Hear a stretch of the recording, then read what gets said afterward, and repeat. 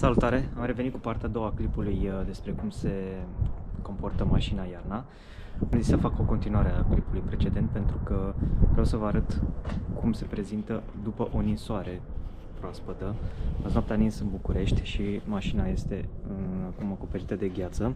Vreau să facem o precondiționare a bateriei și să plecăm la drum să vă arăt niște chestii pe care le-am descoperit tot testând zilele astea consumul. În momentul de față este la încărcat, însă are o limită de încărcare de 80%. Am hotărât să o țin așa și o să vă explic imediat de ce. În momentul de față sunt minus 3 grade în București. O să dau o precondiționare a bateriei, o să o las 15 minute să se încălzească și să pregătească și plecăm la drum. Este 9:42, o să fixez un schedule să plecăm la ora 10 fix.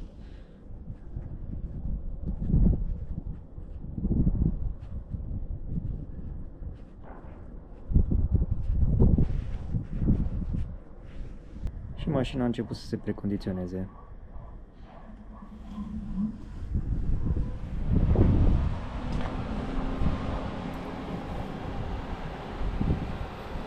Am revenit la mașină, este ora 10 și 3 minute, mașina s-a precondiționat. Ce am vrut eu să vă arăt este în felul următor. M-am hotărât să o țin încărcată mereu, să o țin de fapt cuplată la încărcare mereu, dar cu o limită de 80%. De ce? Pentru că nu sunt de acord cu ideea că bateria trebuie să stea mereu la 100%. Nu cred că îi face bine, sunt multe studii care spun asta. Tesla te încurajează într-adevăr, după cum scrie și aici, să o încarci până la 100%. Sunt de acord cu o încărcare săptămânală de 100%, dar mă gândeam că ok, cât stau acasă în perioada asta, cât cu temperaturi de sub 10 grade, să o țin mereu cuplată, cu o limită de încărcare la 80% și să-i dau precondiționarea bateriei de fiecare dată când plec la drum. Asta am făcut și astăzi și surpriza pe care am avut-o este că pentru precondiționare ea și-a tras tot din baterie. Deci aveam 80%, după precondiționare mai am 76%. Ceea ce înseamnă că ea nu își trage direct din priză energia necesară precondiționării decât în stadiu de 100% al bateriei. Asta este prima chestie pe care am observat-o acum. Și da, vreau să plec la drum. În continuare mi-apare că frânarea regenerativă poate fi limitată. Deci asta înseamnă că nu s-a precondiționat chiar complet într-un sfert de oră cât am lăsat-o eu. Dar hai să mergem la drum să vedem cum se comportă. După cum vedeți, pe jos este și zăpadă. Mulți dintre voi m-ați întrebat cum se comportă pe zăpadă. Acum o să avem ocazia să vedem cum se comportă. Pe jos cred că sub zăpadă este și gheață. Așa că hai să vedem.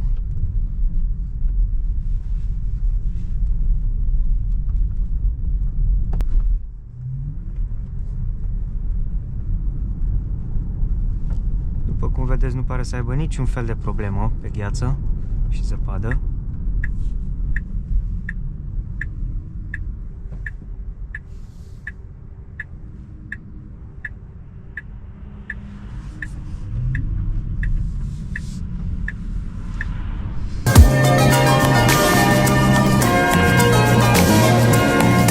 Frânarea regenerativă nu pare într-adevăr să funcționeze la capacitate maximă. Eu acum accelerez și acum ridic piciorul de pe accelerație. După cum vedeți, frânează, dar mult mai încet decât ar face-o dacă ar fi fost precondiționată 100%.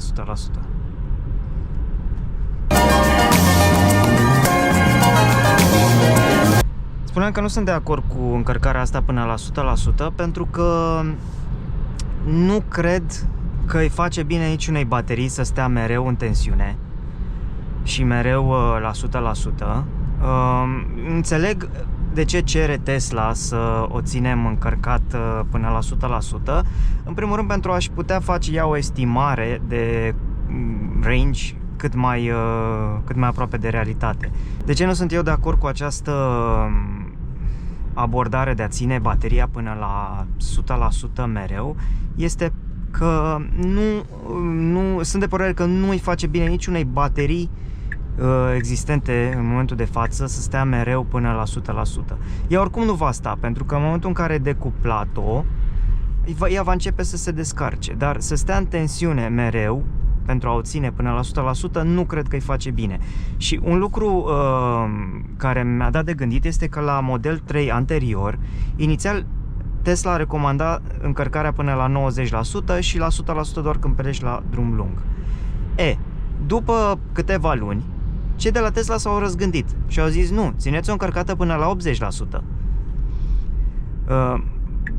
Vechiul Model 3 și modelul actual 2024 au teoretic același sistem de baterii. De ce ar fi mai comod să ținem la modelul ăsta până la 100%? Nu avem de unde să știm exact.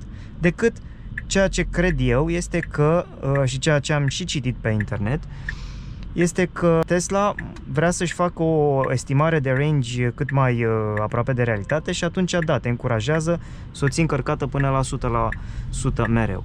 Însă, eu m-am gândit în felul următor. Hai să nu o țin până la 100%, să o țin până la 80% și în momentul în care vreau să plec undeva, îi fac o precondiționare, ea fiind cuplată la priză. Și în manualul ei te încurajează să faci chestia asta pentru că ea își va trage curent pentru precondiționare direct din priză.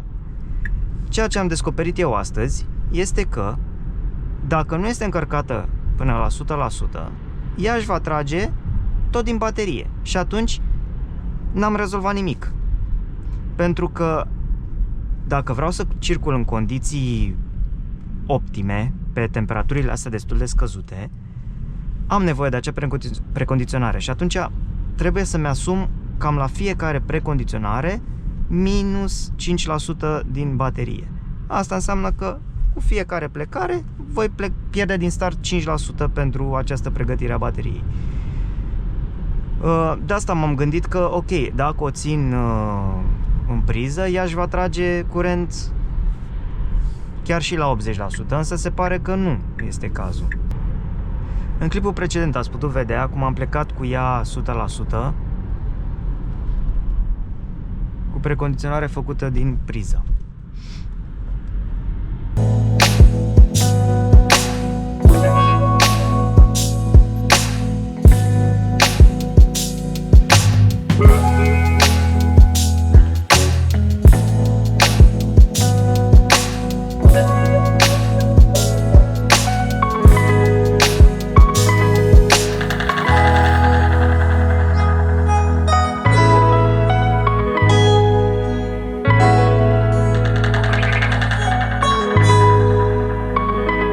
Parcurs 20 de kilometri în 30 de minute cu un consum mediu de 15,5 kWh pe 100 de kilometri. Un consum bun, aș spune, în condițiile astea de minus 3 grade afară și un trafic nu tocmai lejer, aș spune, pentru o sâmbătă dimineață când toată lumea aleargă încolo și încoace. Frânarea regenerativă nu a ajuns la 100% nici în momentul de față. Dar pot să vă spun că de frânat frâna destul de bine, undeva la 95% să zic că am mai călcat și frâna. Aici ne spune în felul următor: decelerarea vehiculului din cauza frânării regenerative poate varia în funcție de starea actuală a bateriei. De exemplu, frânarea regenerativă poate fi limitată dacă bateria este rece sau complet încărcată. Nu era cazul să fie complet încărcată, deci mai mult ca sigur era rece, nu a avut suficient timp să se încarce, să se pregătească pentru drum. Dar haideți să o luăm așa, am făcut 20 de kilometri și am consumat 9% din baterie, da? Cu precondiționare, cum vă spuneam. Deci asta înseamnă că o autonomie reală în aceste condiții de minus 3 ziua și cred că minus 10 noaptea am avut, poți să faci undeva la 200 și un pic de kilometri în București. Cred că asta spune multe. O să mai testez treaba cu precondiționarea bateriei pentru că vreau să găsesc o modalitate cât mai optimă să fac acest lucru, având în vedere că pot să o las și cuplată la priză mereu, dar cum vă spuneam, nu sunt fanul acestei idei, ci încerc să optimizez astfel încât să-și facă și ea încărcarea 100% o dată pe săptămână, dar în același timp nici să nu stea foarte mult acolo. Da, atât am vrut să vă arăt astăzi. Mulțumesc din nou pentru vizionări. Abonați-vă pentru că o să mai fac content pentru așa ceva, văd că este de interes. Și da, ne vedem în clipul următor. Salut!